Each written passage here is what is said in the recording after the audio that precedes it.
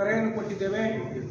ನಗರದ ಶ್ರೀ ಸಿದ್ದೇಶ್ವರ ದೇವಸ್ಥಾನದಿಂದ ಅಂಬೇಡ್ಕರ್ ಸರ್ಕಲ್ವರೆಗೆ ಬೃಹತ್ ಪ್ರತಿಭಟನೆ ರ್ಯಾಲಿಯನ್ನು ಮಾಡಿ ಜಿಲ್ಲಾಧಿಕಾರಿಗಳ ಮುಖಾಂತರ ಈ ಒಂದು ಆರೋಪ ಸತ್ಯಕ್ಕೆ ದೂರವಾದದ್ದು.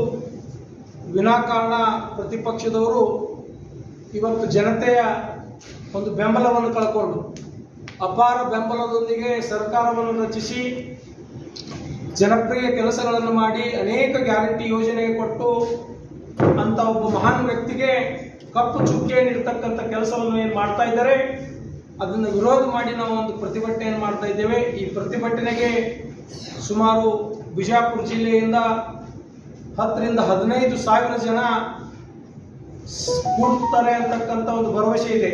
ಈ ನಿಟ್ಟಿನಲ್ಲಿ ನಾವೆಲ್ಲ ಮುಖಂಡರು ಮೊನ್ನೆ ದಿವಸ ಪತ್ರಿಕಾಗೋಷ್ಠಿಯನ್ನು ಮಾಡಿ 11ನೇ ತಾರೀಕು ಅಂತ ಹೇಳಿದ್ದಾಗಿತ್ತು. ಆದರೆ ಅದು ಬೇಗನೆ ಮಾಡಬೇಕು ಅಂತಕ್ಕಂಥ ಒಂದು ಸೂಚನೆ ಇರೋದ್ರಿಂದ ನಾವು 6ನೇ ತಾರೀಕಿಗೆ ಇಟ್ಕೊಂಡಿದ್ದೇವೆ.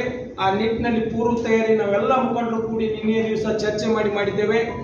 ಈ ಒಂದು ಸುದ್ದಿಯನ್ನು ತಮ್ಮ ಜನಪ್ರಿಯ ಮಾಧ್ಯಮದ ಮುಖಾಂತರ ಸಾರ್ವಜನಿಕರಿಗೆ ತಿಳಿಪಡಿಸಬೇಕಂತ ಹೇಳಿ ತಮ್ಮಲ್ಲಿ ನಾನು ಕೇಳ್ಕೊಳ್ತಾ ಇದ್ದೇನೆ. 8 ಕ್ಷೇತ್ರಗಳಲ್ಲಿ 6 ಜನ ಕಾಂಗ್ರೆಸ್ ಪಕ್ಷದ ಶಾಸಕರಿದ್ದಾರೆ. ಅವರನ್ನೆಲ್ಲರನ್ನು ನಾವು ಸಂಪರ್ಕ ಮಾಡಿದ್ದೇವೆ. ಅವರನ್ನು ಸಹ ಒಂದು ರ್ಯಾಲಿಯಲ್ಲಿ ಪಾಲ್ಗೊಳ್ಳಲು ವಿನಂತಿಯನ್ನು ಮಾಡಿಕೊಂಡಿದ್ದೇವೆ.